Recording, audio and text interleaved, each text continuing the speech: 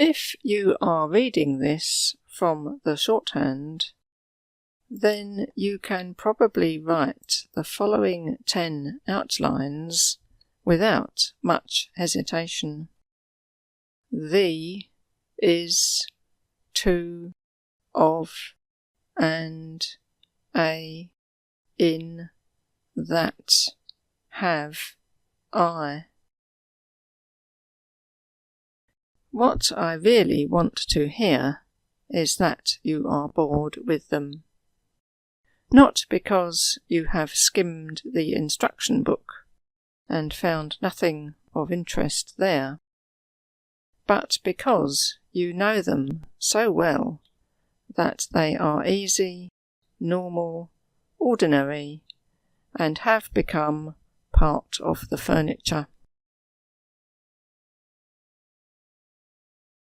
You can write them instantly, and they never cause any bother or hesitation. They occur all the time, and are part of the padding in almost every practice sentence, where you are learning other new outlines. These are the 10 commonest words in order of frequency, and account for a quarter of all the words used. If you hesitate over these outlines, you will have trouble with a quarter of everything you write on average. However, the good news is that because they occur so frequently, they end up getting practiced more than all the others.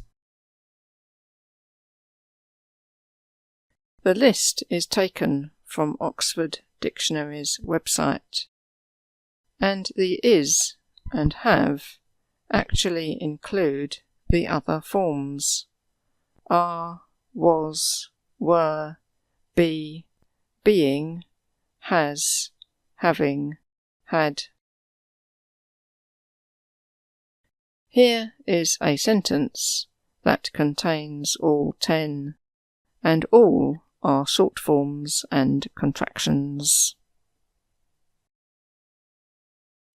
I have an interest in the subject, and I think that to practice it is of advantage.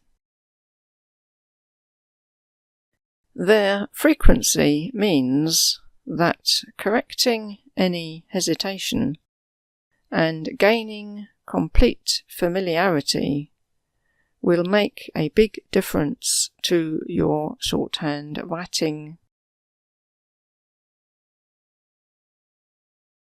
It is easy to let the small ones slip and just concentrate on learning longer words and technical terms.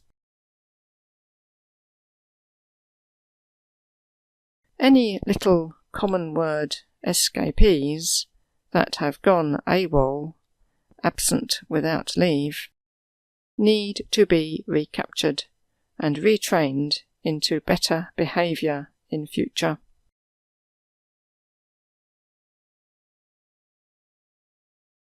Perusing the common word list and noting those whose outlines do not spring to mind instantly will enable you to draw up a list for your outline boot camp.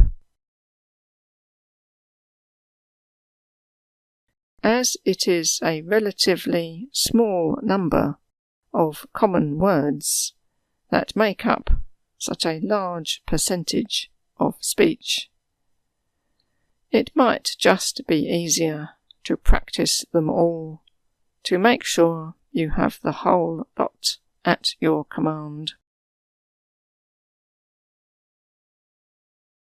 Here is one of the methods that I used during my study times to gain mastery over specific outlines.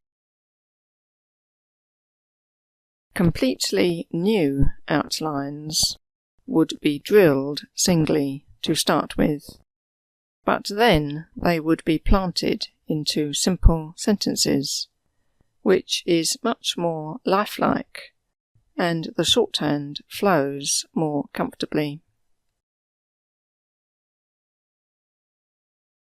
Write each sample sentence at the top of the notepad page, and leave the rest of the page blank. To drill, fill in only a few lines on each page, working through all the sentence pages, and then return to the start again. I find that it is only when you come back to items that you discover whether you have actually learned them or not. This is not speed practice, so the shorthand can be kept neat and smooth, but without dawdling.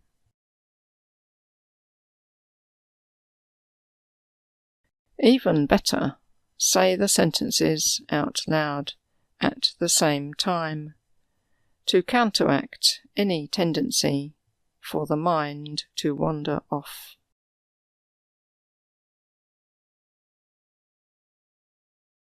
It is perfectly possible to write reams of shorthand practice material without giving it any real thought, and this leaves out the most important ingredient of matching the outlines to their words.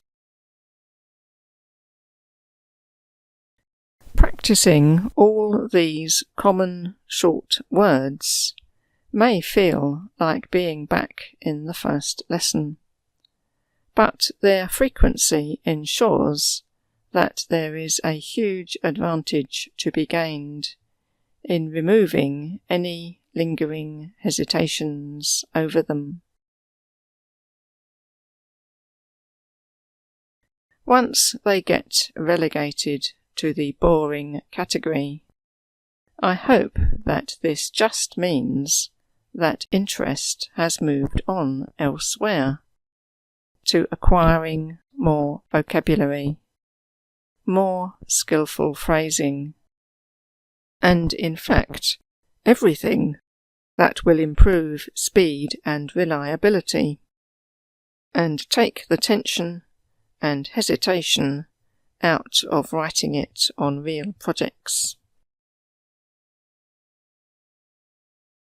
When you are not getting bogged down with difficulties over these basics, then it is easier to maintain the interest in further shorthand improvement, which starts to become more within your reach and worth pursuing.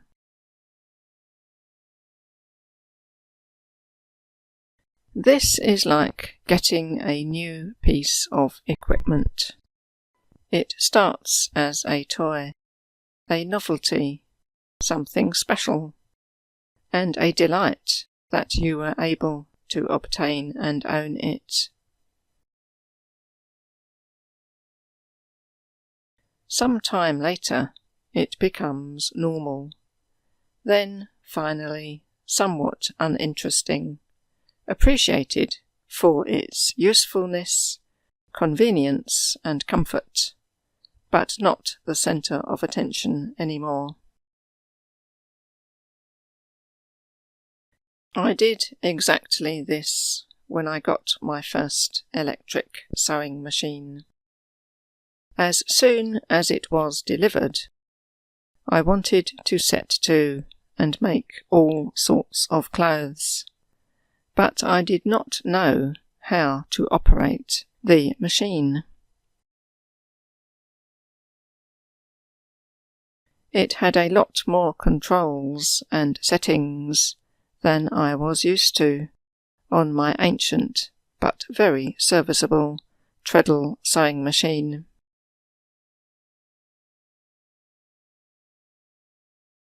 Although the delay in starting on my projects was quite frustrating, I knew that I would have to spend time reading the manual and practicing on scraps. This was impatience at its most unreasonable, as it only took a few hours of playing around to master all the controls. It did take a bit longer, though, to perfect the skill of hovering gently over the foot pedal, so that the stitching happened at a safe and manageable rate, not zooming along the seams at high speed, swerving to left and right.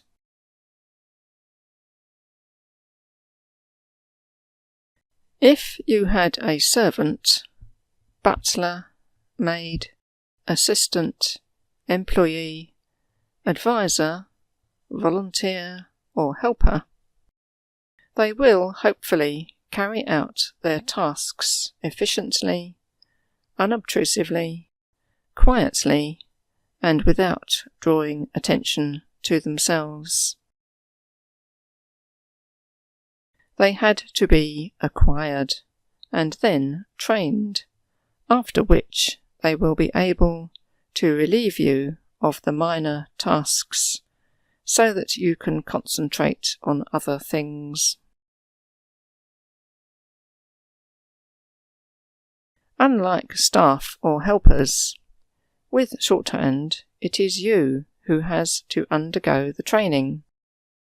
But, on the other hand, once trained, your obedient shorthand writing brain and hand will get on with the job without any fuss.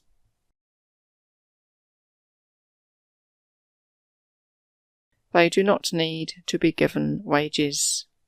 They are never absent, unwilling, or late, and they never decide to go elsewhere to work.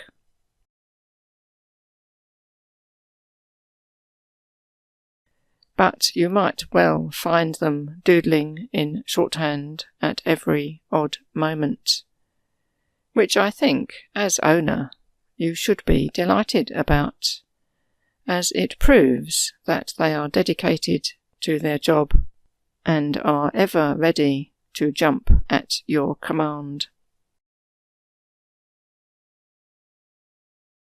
Being commander of obedient outlines sounds to me like a worthwhile result from all that repetitive practicing. My aim is generally to make shorthand interesting, but the final aim is that your interest will turn into proficiency, and then into a benevolent type of boredom, the sort where you are able to turn your interest towards the job or project, and the shorthand is just the means to attain the desired result. Taking meeting notes, a reporting assignment, keeping a diary, or writing a book. Even when reasonably proficient, there is still room for shorthand to retain its interest, getting to the next speed target that once seemed impossible, maybe hitting the magic 100 words per minute mark, and other speeds beyond that.